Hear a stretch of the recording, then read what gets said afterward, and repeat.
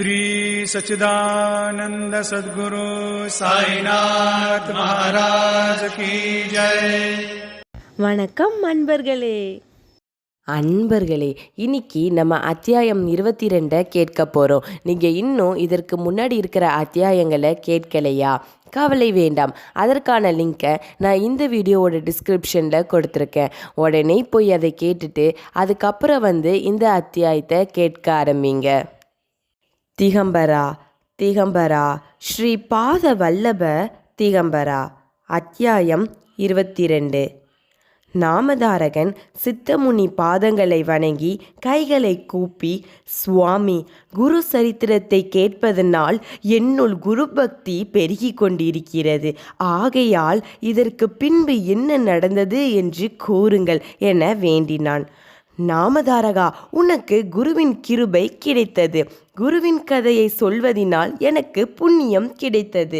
ஸ்ரீ நரசிம்ம சரஸ்வதி அவர்கள் கந்தர்வ நகரத்தின் சங்கமத்தில் மறைமுகமாக இருந்தார்.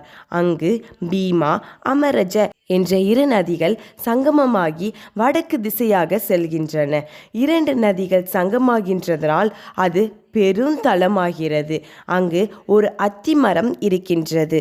அது பிரயாகைக்கு சமமானது. அங்கே பெரும் மகிமையுடைய 8 தீர்த்தங்கள் இருக்கின்றன. எல்லா தீர்த்தங்களும் சுவாமியின் பாதங்களில் இருந்தாலும் மறைந்திருந்த அந்த இடத்தின் மகிமையை எல்லோருக்கும் தெரியப்படுத்தவே சுவாமி அங்கு இருக்கலானார். அவர் சங்கமம் அருகிலுள்ள காட்டில் வசித்து அருகிலுள்ள கந்தவபுரத்திற்கு பிச்சைக்கு போய்கொண்டிருந்தார். அந்த கிராமத்தில் வேத பண்டிதர்களான 100 பிராமண குடும்பங்கள் இருந்தன. அவர்களில் ஏழை பிராமணர் ஒருவர் இருந்தார். அவர்களுக்கு வயதான மலட்டு எருமை இருந்தது. அதை மண், மணல் முதலியவை எடுத்து செல்லும் வண்டிக்காக வாடகைக்கு கூட்டி செல்வார்கள். அந்த பிராமணர் அந்த எருமையினால் வரும் வாடகை பணத்தாலும் பிச்சை செய்தும் வாழ்ந்து கொண்டிருந்தார். ஸ்ரீ நரசிம்ம சரஸ்வதி சுவாமிகள் அதிகமாக இந்த ஏழை பிராமணர் வீட்டிற்கு பிச்சைக்கு போவார். இதை பார்த்த செல்வந்தர்களான பிராமணர்கள், நாம் இத்தனை பேர் இருக்கும் பொழுது ஏன் சுவாமி அவர்கள் அந்த ஏழை வீட்டிற்கு பிச்சைக்காக போகிறார்? அங்கே அவருக்கு என்ன கிடைக்கப் போகிறது என்று விமர்சிக்கலானார்கள். குருமார்கள் தன்னை பக்தியுடன் சேவிப்பவர்களின் நலனை கருதி அவர்களின் வீட்டிற்கு பிச்சைக்காக செல்வார்கள்.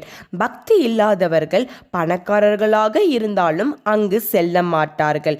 ஸ்ரீ கிருஷ்ண பகவான் ஏழை விதுரர் வீட்டிற்கு விருந்தாளியாக சென்றாரே தவிர அவரை அழைத்த துரியோதனனின் மாளிகைக்கு செல்லவில்லையே. குரு அவர்கள் நினைத்தால் ஒரு நொடியில் ஏழையை பணக்காரனாக மாற்றிவிடுவார்.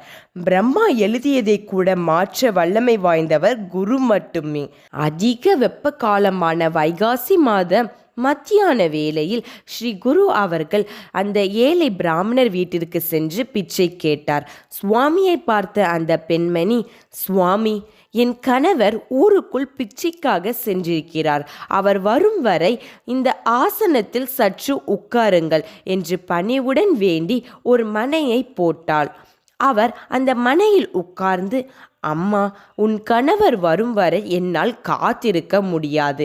இதோ இங்கு கட்டி வைத்திருக்கும் எருமையிடம் இருந்து பாலை கறந்து கொடுத்தால் அதை குடித்துவிட்டு செல்கிறேன் என்றார். அப்பொழுது அவள், சுவாமி, இந்த எருமை பிறந்ததில் இருந்தே மலடாக இருந்தது. இதை நாங்கள் வண்டிகளுக்கு கட்டி செல்ல வாடகைக்கு கொடுத்து அதிலிருந்து வரும் பணத்தில் வாழ்கிறோம். இப்பொழுது அதற்கும் வயதாகி பல்லும் உதிர்ந்து விட்டது. இன்று அதை யாரும் வாடகைக்கு கூட்டி செல்லவில்லை என்று கூறினாள். அதற்கு சுவாமி அவர்கள், ஏன் நீங்கள் வீணாக பேசுகிறீர்கள்? அந்த எருமை பால் கொடுக்கும், கறந்து பாருங்கள் என்றார். அவர் நேரில் பார்த்தால் உண்மை தெரியும் என்று நினைத்து அந்த பெண்மணி ஒரு பாத்திரத்தை எடுத்து எருமையிடம் பால் கறக்கலானாள். ஆச்சரியம், அதிசயம்! அந்த மலட்டு எருமை 2 பாத்திரங்கள் நிறைய பாலை கொடுத்தது. இதை பார்த்து அந்த இல்லத்தரசி, வந்தவர் சாட்சாத் அந்த மகேசனே தவிர வேறு யாரும் இல்லை என்று நினைத்து சுவாமியை வணங்கி பாலை காய்ச்சி சுவாமிக்கு கொடுத்தாள். பாலை குடித்துவிட்டு சந்தோஷமடைந்து, அம்மா, நீங்கள் எல்லா செல்வங்களையும் பெற்று பிள்ளை பேரர்களுடன் சுகமாக வாழ்வீர்கள் என்று ஆசீர்வதித்து சங்கமத்திற்கு சென்று விட்டார். பிறகு வீட்டிற்கு திரும்பிய கணவரிடம் இங்கு நடந்ததை எல்லாம் சொன்னாள். அதை கேட்ட அவர் மனைவியுடன் சங்கமத்தில் அத்தி மரத்தடியில் அமர்ந்திருந்த குருமூர்த்தியிடம் சென்று வணங்கி பூஜை செய்தார்கள். பிறகு அவர்கள் சுவாமி அருளினால் எல்லா செல்வங்களையும் பெற்று சுகமாக வாழ்ந்தார்கள். ஆகையால் நாமதாரகா, குருவின் அருளை பெற்றவர்கள் எப்பொழுதும் சுகமாக வாழ்வார்கள் என்று சித்தமுனி கூறினார். அவதூத சிந்தன ஸ்ரீ குருதேவ தத்த. அன்பர்களே, இத்துடன் அத்தியாயம் 22 முற்றுற்றது. அடுத்த அத்தியாயத்துடன் உங்களை சந்திக்கிறேன். அதுவரைக்கும் இணைந்திருங்கள் எல்லாம் சாய்பாபா யூடியூப் சேனலுடன். உங்களுக்கு உடனுக்குடன் வீடியோ கிடைக்க எல்லாம் சாய்பாபா சேனலை சப்ஸ்கிரைப் பண்ணி பக்கத்தில் இருக்க பெல் ஐக்கானை கிளிக் பண்ணுங்க. இந்த வீடியோ உங்களுக்கு மன அமைதியை கொடுத்துருந்துச்சுன்னா லைக் அண்ட் ஷேர் பண்ணுங்க. உங்களுக்கு மனசுல என்ன தோணுச்சோ அதை கமெண்ட் பண்ணுங்க.